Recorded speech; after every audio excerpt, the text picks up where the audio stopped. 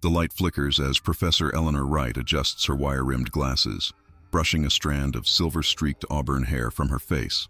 The small office at Cambridge University's Department of Historical Photography is cluttered with leather-bound books, brass magnifying glasses, and antique cameras from every era. Rain taps against the window. A typical dreary afternoon in England, 2024. The mahogany desk is covered with carefully arranged photographs, each protected in acid-free sleeves, looking like windows to forgotten moments in time.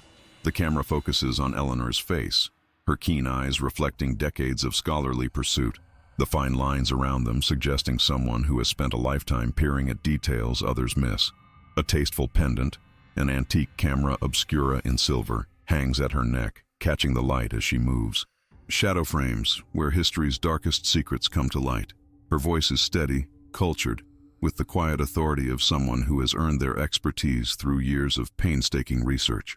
I'm Professor Eleanor Wright, and what I'm about to share with you changed everything I thought I knew about early photography, and perhaps reality itself. She lifts an ornate wooden box into view, dust particles dancing in the beam of her desk lamp. The box itself is a work of art, Victorian craftsmanship evident in its dovetailed corners and mother-of-pearl inlay. The brass clasp has developed a rich patina over the decades, and a monogram is barely visible on the lid, HB. 3 months ago, this box arrived at my office. It was recovered from the estate sale of Henry Blackwood, a wealthy industrialist who died in 1910. For over a century, it sat untouched in an attic in Yorkshire, sealed with wax and bound with faded ribbon, as if someone desperately wanted to contain what was inside.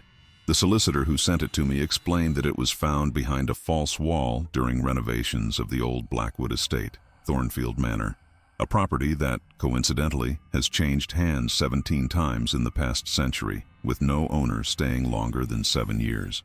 Local legends claim the house is haunted. Eleanor's fingers trace the edge of the box, hesitating slightly before opening it. When she does, the hinges creak with age. Inside, nestled in faded velvet, lies a collection of sepia-toned photographs, each protected by tissue paper that has yellowed with time.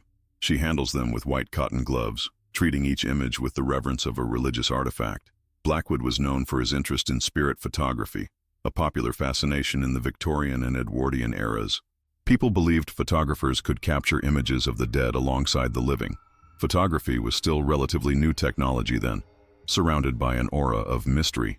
The camera was thought to see things invisible to the naked eye, to capture truth beyond human perception. She sifts through the photographs methodically, showing portraits of stern-faced families in their Sunday best, landscapes of rolling English countryside, and grand manor houses with their uniformed staff arranged in perfect hierarchy on the front steps. Each image is a perfect time capsule of Edwardian England. Women in corseted dresses with impossibly small waists, men with impressive mustaches and pocket watches, children looking uncomfortable in their formal attire. Most of these are typical examples of early 20th century photography. The camera technology of 1903 required subjects to remain completely still for extended periods, hence the solemn expressions. Smiling was practically unheard of.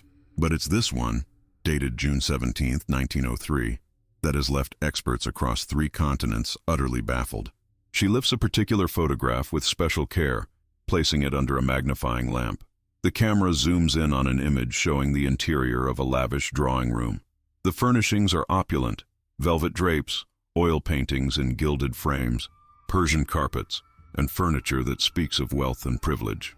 5 people are seated around a table with ornate legs, 3 men in formal attire with pocket watches and high collars, and 2 women in elaborate dresses with cinched waists and puffed sleeves. Their faces are solemn, as was customary for photographs of the era when exposure times were long. A grandfather clock in the background appears to read 4:15, and a silver tea service sits untouched on a side table.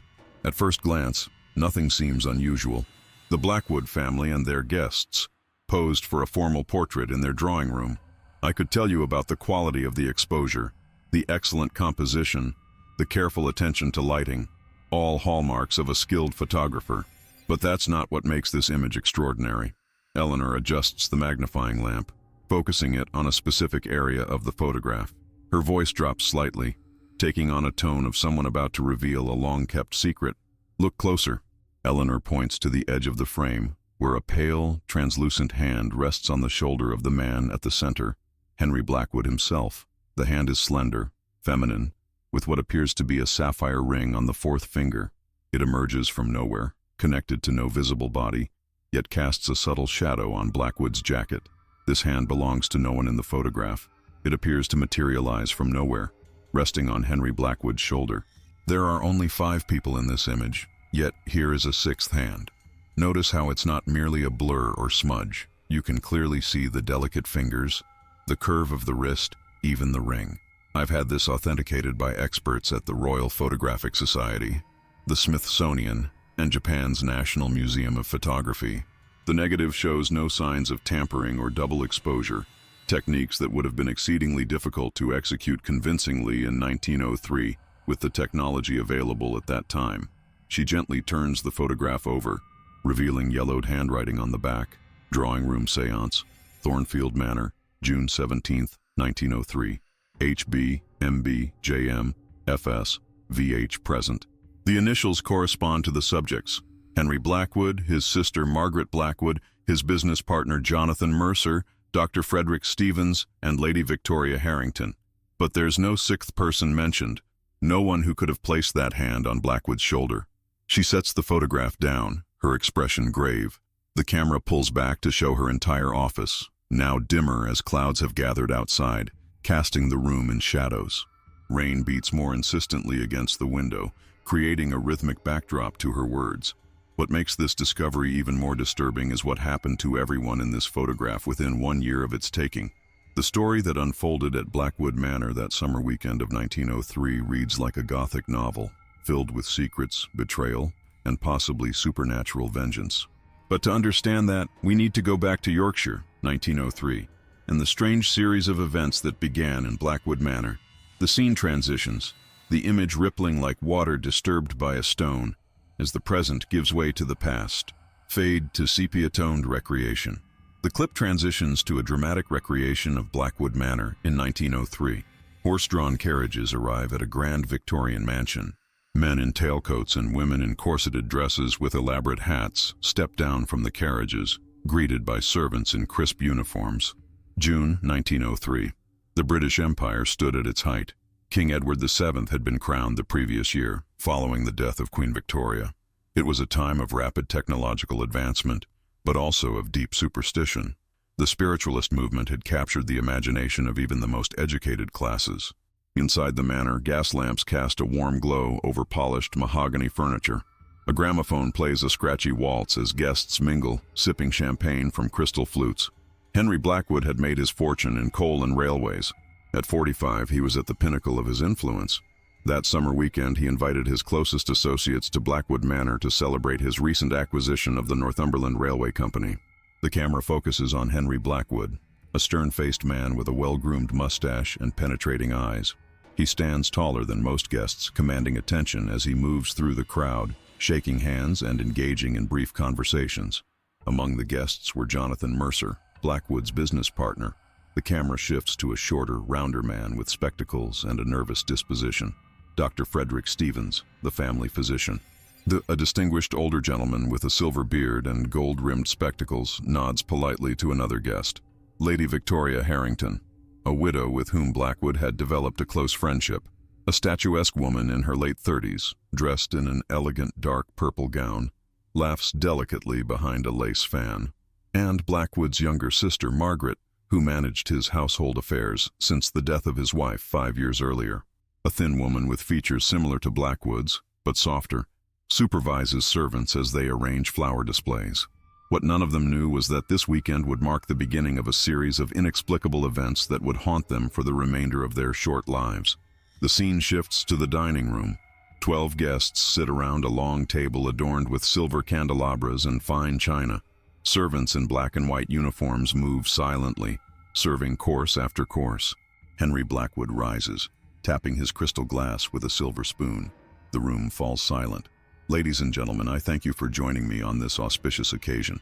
The acquisition of the Northumberland line completes our dominance of the Northern Railway network. A toast to prosperity and progress. Glasses rise, but as Blackwood takes a sip, The flame in the nearest candelabra flares unnaturally high. A cold draft sweeps through the room despite the summer evening, causing several ladies to pull their shawls tighter. "Did anyone else feel that?" Lady Harrington asks, glancing around. "Merely a draft, Victoria," Blackwood dismisses with a wave. This old house has its peculiarities. Later that evening, in the library, Jonathan Mercer examines Blackwood's collection of photographic equipment set up in the corner. "I see you've acquired a new camera, Henry," Mercer remarks, adjusting his spectacles. Blackwood approaches, pride evident in his stance. "Indeed. A Thornton Pickard Ruby, the very latest model. I've developed an interest in photography these past months. It's remarkable what the camera can reveal that the eye cannot perceive." Dr. Stevens joins them, brandy in hand. "You're not falling in with those spiritualist photographers, are you, Henry? I thought you a man of science and reason." Blackwood's expression darkens slightly. "Science has its limitations, Frederick. There are realms beyond our understanding. My late wife believed firmly in the connection between our world and the next. Before her passing, she made me promise to keep an open mind." Margaret Blackwood approaches, overhearing the conversation. "Henry has been taking the most remarkable photographs. Show them your collection, brother." With reluctance, Blackwood retrieves a portfolio from a drawer and lays several photographs on the table. Most are conventional portraits and landscapes, but a few show strange light anomalies and blurred shapes. "This one was taken in the East Wing," Blackwood says, pointing to a photograph of a corridor where a translucent figure appears to hover near a doorway. "No one was present when I took this image, yet here is this manifestation." Dr. Stevens scoffs. "Dust on the lens, or perhaps movement during exposure. Nothing supernatural about it." "Then perhaps you'll sit for a portrait, Doctor," Blackwood challenges. "We could see if anything unexpected appears in your presence." The doctor hesitates, then nods curtly. "Very well, if only to prove the folly of such beliefs." The scene transitions to the drawing room, where Blackwood has set up his camera on a tripod. 5 chairs are arranged in a semicircle, Blackwood in the center, with Mercer and Dr. Stevens to his right, and Lady Harrington and Margaret to his left. "Please remain perfectly still," Blackwood instructs as he sets the timer and hurries to his seat. The exposure will take approximately 20 seconds. The group sits motionless, maintaining solemn expressions as was customary for photographs of the period. The only sound is the ticking of the grandfather clock in the corner. As the seconds pass, the temperature in the room seems to drop precipitously. Lady Harrington shivers visibly, despite her efforts to remain still. "Something's wrong," Margaret whispers, breaking the silence. "It's so cold." "Silence," Blackwood hisses. "You'll ruin the exposure." The camera's shutter finally closes with a click, and the group relaxes. Dr. Stevens rises immediately, rubbing his arms. "Damnably cold in here," he mutters. "I'll have a word with your staff about the heating, Blackwood." Blackwood, however, appears pleased. "The temperature drop is often associated with spiritual presence. Perhaps we've captured something extraordinary. I'm sure I felt something touch my shoulder just before the exposure ended," Lady Harrington says, her voice unsteady. "Like cold fingers." Blackwood's eyes gleam with excitement. "Then we must develop the plate immediately. Jonathan, would you assist me in the dark room?" Mercer follows Blackwood reluctantly, while the others disperse to change for dinner. In the dark room, a converted pantry lit only by a red safe light, Blackwood works methodically, his movements practiced despite his recent adoption of the hobby. "You seem remarkably adept at this process," Mercer observes as Blackwood immerses the glass plate in developing solution. "I've spent many nights practicing," Blackwood replies, his eyes fixed on the emerging image. "Margaret worries I've become obsessed, but there's something compelling about capturing moments that can never be repeated." As the image gradually appears on the plate, both men lean closer. The drawing room materializes, the 5 sitters perfectly positioned. But as the development continues, something else becomes visible. A pale, slender hand resting on Blackwood's shoulder. Mercer gasps, stepping back involuntarily. "Good God, Henry, what is that?" Blackwood remains still, his expression a mixture of triumph and apprehension. "It appears we have our proof, Jonathan. There was someone, or something, else in that room with us. This is some kind of trick," Mercer insists, his voice rising. "You've doctored the plate somehow." "You were with me the entire time," Blackwood counters. "You saw me prepare the chemicals, load the plate. There was no opportunity for deception." Later that night, when the photograph has been printed and dried, the 5 subjects gather in the library to examine it. Their reactions range from fascination to horror. "I want to leave this house immediately," Dr. Stevens declares, pushing the photograph away. "This is either an elaborate hoax or something I want no part of." "Don't be absurd, Frederick," Blackwood replies. "This is a scientific breakthrough. We've captured evidence of the world beyond." Lady Harrington traces the outline of the mysterious hand with her gloved finger. Whose hand could it be? It looks feminine. Margaret Blackwood turns pale. "It's Catherine's hand. I recognize the ring on the fourth finger. It's the sapphire Henry gave her for their 10th anniversary." All eyes turn to Blackwood, who stares at the photograph with newfound intensity. "Catherine," he whispers, referring to his deceased wife. "She's reaching out to me." The night grows increasingly tense. Strange noises echo through the manor. Footsteps in empty corridors, doors opening and closing of their own accord. The piano in the music room playing soft, discordant notes despite no one being present. By morning, Dr. Stevens and several other guests have made excuses to leave.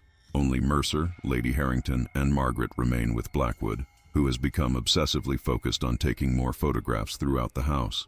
He hasn't slept, Margaret confides to the others over breakfast. The dark circles under her eyes suggest she hasn't either. He's convinced Catherine is trying to communicate with him. "This is madness," Mercer replies, his voice low. "I've known Henry for 15 years. He's always been the most rational of men. This sudden fixation is completely out of character." Lady Harrington sips her tea thoughtfully. "Grief affects people in strange ways. Perhaps this is simply Henry's delayed reaction to Catherine's passing." "It's been 5 years," Margaret counters, "and he's never shown interest in spiritualism before. Something changed when that hand appeared in the photograph." Their conversation is interrupted by Blackwood's entrance. He looks disheveled, his eyes bright with excitement or fever. "I've developed the plates from last night," he announces, spreading several photographs on the table. "Look, she's in all of them." The images show various rooms of the manor, seemingly empty. But in each one, upon closer inspection, there appears to be a faint, blurred figure, the suggestion of a woman in Victorian dress. Her features indistinct, but her presence undeniable. "Henry, you need rest," Margaret pleads, reaching for her brother's hand. He pulls away sharply. "I've never seen more clearly. Catherine is here, trapped between worlds. She's trying to tell me something." That evening, Blackwood insists on conducting a séance in the drawing room, the same location where the photograph with the mysterious hand was taken. Despite their misgivings, the 3 remaining guests join him, sitting around a small table with their hands linked. "Catherine, if you can hear us, give us a sign," Blackwood intones, his voice resonating in the silent room. Minutes pass with nothing happening. Lady Harrington stifles a yawn. Mercer shifts uncomfortably in his chair. Then, just as their patience begins to wane, the candles flicker violently, and a cold draft sweeps through the room. "She's here," Blackwood whispers, his grip tightening on Margaret's and Lady Harrington's hands. The temperature continues to drop until their breath forms visible clouds in the air. A soft rapping sound begins, first on the table, then moving to the walls, circling the room in an irregular rhythm. "Ask her what she wants," Margaret suggests, her voice trembling. Blackwood closes his eyes. "Catherine, beloved, why have you returned? What message do you bring us?" The rapping stops abruptly. In the silence that follows, a single word seems to whisper through the room: "Beware." The séance ends in confusion and fear. That night, each participant experiences disturbing dreams. Blackwood sees his wife standing at the foot of his bed, her face obscured by shadows, pointing accusingly at him. Mercer dreams of being trapped in a railway carriage that plunges into an abyss. Lady Harrington finds herself wandering through Blackwood Manor's corridors, following a woman in white who always remains just out of reach. Margaret dreams of a hand emerging from the ground of the family cemetery, clutching a letter sealed with red wax. The next morning, over a tense breakfast, they share their dreams, recognizing the common thread of warning. "Perhaps we should consult someone with expertise in these matters," Lady Harrington suggests. "I know a medium in London who has a reputation for genuine ability." "No outsiders," Blackwood insists. "This is a private matter. Catherine is trying to communicate with me, with us. We must interpret her message ourselves." Mercer, who has been unusually quiet, finally speaks. "Henry, there's something I must confess. The Northumberland Railway acquisition, there are irregularities in the financing." Blackwood's expression hardens. "What are you saying, Jonathan?" "Some of the funds were diverted from the Widows and Orphans Pension Fund. The paperwork was altered to conceal it. You embezzled money? Blackwood's voice rises in anger. Mercer shakes his head frantically. Not I. It was Rochester and Phillips. They assured me you had approved the transaction. Rochester and Phillips, two business associates who had declined Blackwood's invitation that weekend. This is absurd, Blackwood declares. I would never authorize such action. We must address this immediately. But as Blackwood rises from the table, a servant enters with a telegram. Blackwood reads it, his face draining of color. Rochester is dead, he announces. A hunting accident yesterday. His gun misfired. A heavy silence falls over the room. Margaret is the first to make the connection. The warning, she whispers. Beware. What if Catherine was trying to warn us about the business dealings? About Rochester? Coincidence? Dr. Stevens would have said, had he still been present. But he wasn't, and the four remaining individuals in Blackwood Manor found themselves increasingly convinced that supernatural forces were at work. That afternoon, Blackwood locks himself in his study to examine the company's financial records. Mercer paces the library, chain-smoking cigarettes despite Margaret's disapproval. Lady Harrington sits in the conservatory, writing a letter that she periodically tears up and begins again. Margaret finds herself drawn to the attic, where her brother stores Catherine's belongings. Among the trunks and boxes, she discovers a journal bound in red leather, Catherine's diary from the last year of her life. Sitting by the dormer window, Margaret begins to read, dust motes dancing in the shaft of sunlight that illuminates the pages. Catherine's elegant handwriting tells of a woman increasingly troubled by her husband's business affairs. Henry refuses to discuss the new investors. One entry reads, When I pressed him about the rumors of unsafe conditions in the northern mines, he became uncharacteristically angry. There is a darkness growing in him that frightens me. Margaret turns the pages with increasing dread. The final entry, dated 3 days before Catherine's death from what had been ruled a heart condition, is particularly disturbing. I have found the documents H tried to hide. The Northumberland deal is built on lies and corruption. Men have died to secure those properties. Their blood is on his hands and on those of his associates. I confronted him tonight. He looked at me as if I were a stranger. I fear what may happen, but I cannot remain silent. Tomorrow I will take what I know to Sir James at the Home Office. Catherine never made it to the Home Office. She died in her sleep the next night, her heart apparently giving out, despite her youth and apparent health. Margaret closes the diary, her hands shaking. The implications are too terrible to contemplate. Had her brother, had Henry, been involved in his wife's death?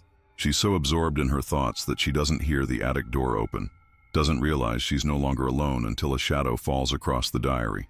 What are you reading, sister? Blackwood's voice is unnaturally calm. Margaret looks up, startled.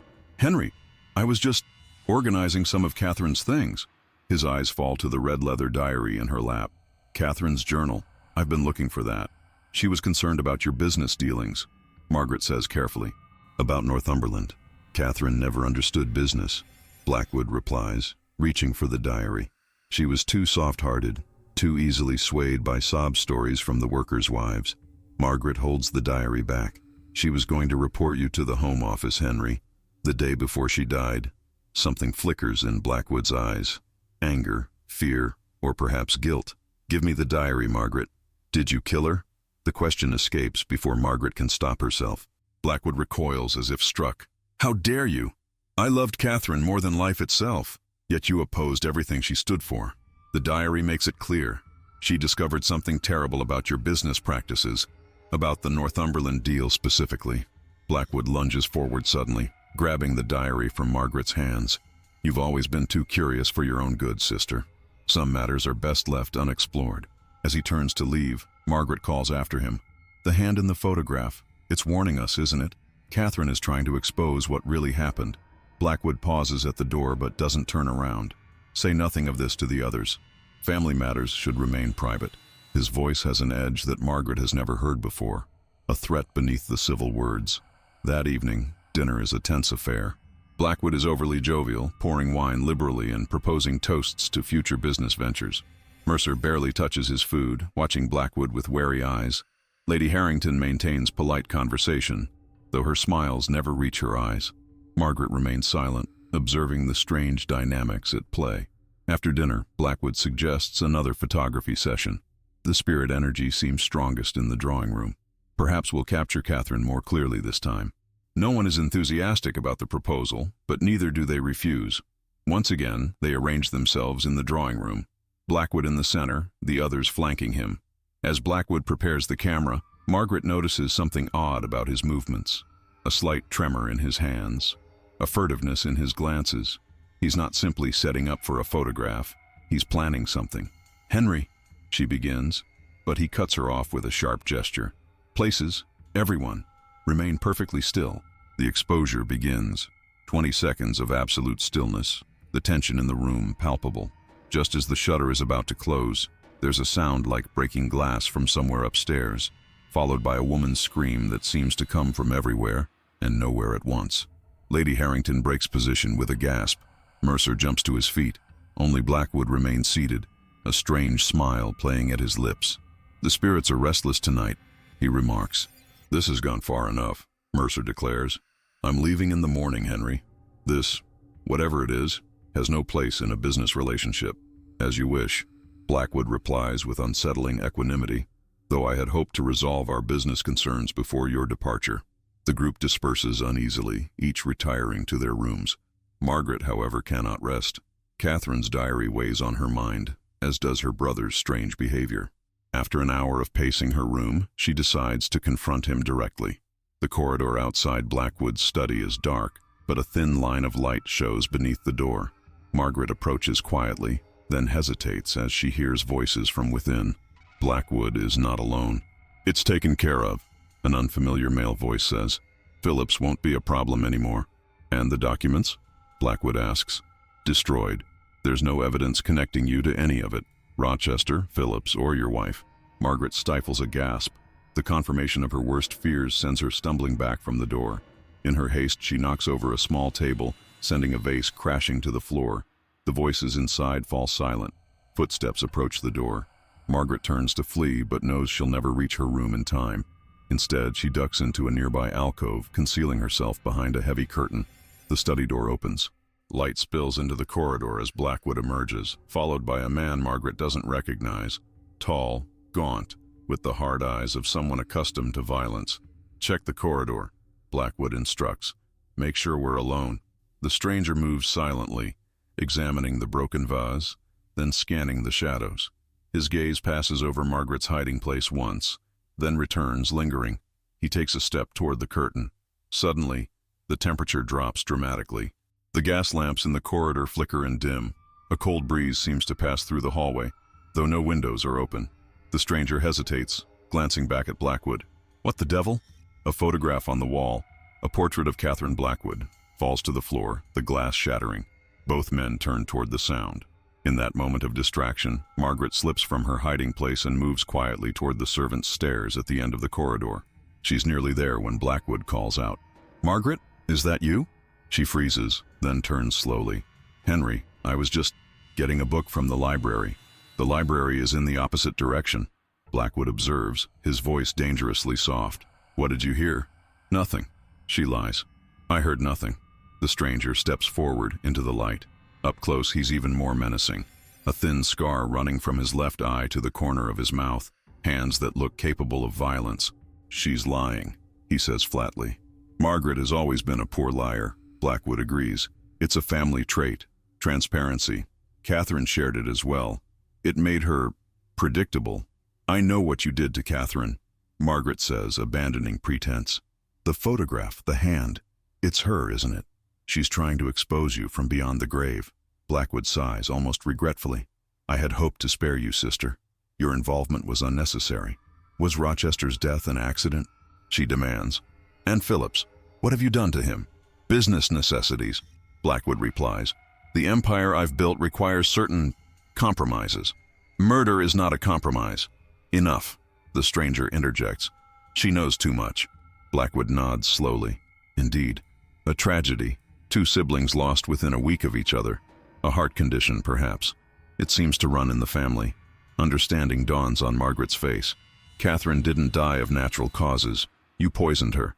"A specialized compound," Blackwood confirms, his mask of civility finally dropping. "Untraceable. It mimics the symptoms of heart failure perfectly." Dr. Stevens never suspected, though his subsequent questions about her medication became inconvenient, hence his hasty departure today. Margaret backs away, but the stranger moves with surprising speed, grabbing her arm in a painful grip. "Your room, I think," Blackwood continues, more believable than a corridor. "Baxter, ensure it's done properly." The man called Baxter nods, beginning to drag Margaret toward her bedroom. She struggles, but his strength is overwhelming. "Jonathan," she calls out desperately. "Lady Harrington, help!" "They won't hear you," Blackwood says. Lady Harrington retired early with a headache, aided by a sedative in her evening tea, and Jonathan is indisposed, dealing with his own personal crisis. As Margaret is forced toward her room, the house itself seems to respond to her distress. Doors slam throughout the manor. The chandelier in the foyer begins to swing violently. The temperature continues to drop until their breath forms clouds in the air. Baxter hesitates, his grip loosening slightly. "What's happening?" "Ignore it," Blackwood snaps. Old houses make noises. A portrait of Henry Blackwood at the end of the hall begins to bleed, a thin trickle of red running from the canvas's eyes. Baxter releases Margaret entirely, crossing himself in a reflexive gesture. "This ain't natural," he mutters. Taking advantage of his distraction, Margaret breaks free and runs toward the main staircase. Behind her, Blackwood shouts orders, but his voice is nearly drowned out by a new sound. A woman's voice, singing a lullaby that echoes through the corridors. Catherine's lullaby, the one she sang to comfort Blackwood during his bouts of insomnia. Margaret reaches the grand staircase and starts down, only to find Mercer at the bottom, his face ashen. "Jonathan, Henry is trying to kill me. He killed Catherine." Mercer says nothing, simply staring past her. Margaret turns to follow his gaze and sees Blackwood approaching, a small pistol in his hand. "Jonathan knows all about Catherine," Blackwood says calmly. "Don't you, old friend?" Mercer's voice is barely audible. "I didn't know he would hurt her. It was supposed to be a warning, to keep her quiet about the financial irregularities." "You knew?" Margaret's voice breaks with betrayal. "He did more than know," Blackwood continues. "He procured the compound used in her tea. A businessman must delegate after all." The revelation hits Margaret like a physical blow. Her knees buckle, and she grasps the banister to remain upright. "I'm sorry," Mercer whispers. "I never intended—" His words are cut short by a gunshot. Blackwood fires without warning, the bullet striking Mercer in the chest. He crumples to the floor, blood spreading across his white shirt front. Margaret screams, the sound echoing through the vast foyer. Blackwood turns the gun toward her next. "A murder-suicide," he says thoughtfully. "Driven mad by guilt over his involvement in Catherine's death, Jonathan killed you before turning the gun on himself. Quite believable, especially given his erratic behavior these past days." As Blackwood takes aim, a cold wind sweeps through the foyer with unnatural force. The front doors burst open, though no one stands outside. The gaslight sconces extinguish simultaneously, plunging the space into darkness broken only by moonlight streaming through the windows and open doors. In that silvery illumination, a figure materializes on the landing between Margaret and Blackwood, the translucent form of a woman in Victorian dress, her features becoming clearer as she solidifies. Catherine Blackwood, as she appeared in life, but with an otherworldly luminescence and eyes that burn with righteous anger. Blackwood staggers back, the gun slipping from his fingers. "Catherine, impossible." The spectral figure extends her hand, the same slender hand that appeared in the photograph, not toward Margaret in protection, but toward Blackwood in accusation. "Henry Blackwood," the ghost intones, her voice seeming to come from everywhere at once. "Your crimes cannot be hidden. Your victims cry out for justice." Behind Catherine's ghost, other forms begin to materialize. Miners who died in collapsed tunnels due to inadequate safety measures, competitors who met mysterious ends, and finally, Catherine herself as she appeared in death, pale and still on her bed. Blackwood backs away, terror replacing his earlier confidence. "You're not real," he insists. "A trick of the mind, nothing more." The ghost advances, and with each step, the temperature drops further.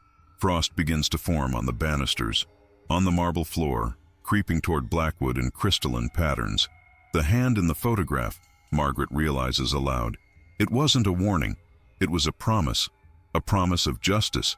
Blackwood turns to flee but finds his path blocked by Baxter, who stands frozen in horror at the supernatural display. As Catherine's ghost reaches out toward Blackwood, he panics, shoving Baxter aside and running for the open front doors. On the threshold, he glances back once, and that moment of inattention proves fatal. His foot catches on the icy step, and he pitches forward, falling headlong down the stone stairs that lead to the driveway. The crack of his head against the stones echoes in the sudden silence. Margaret rushes to the doorway, looking down at her brother's crumpled form.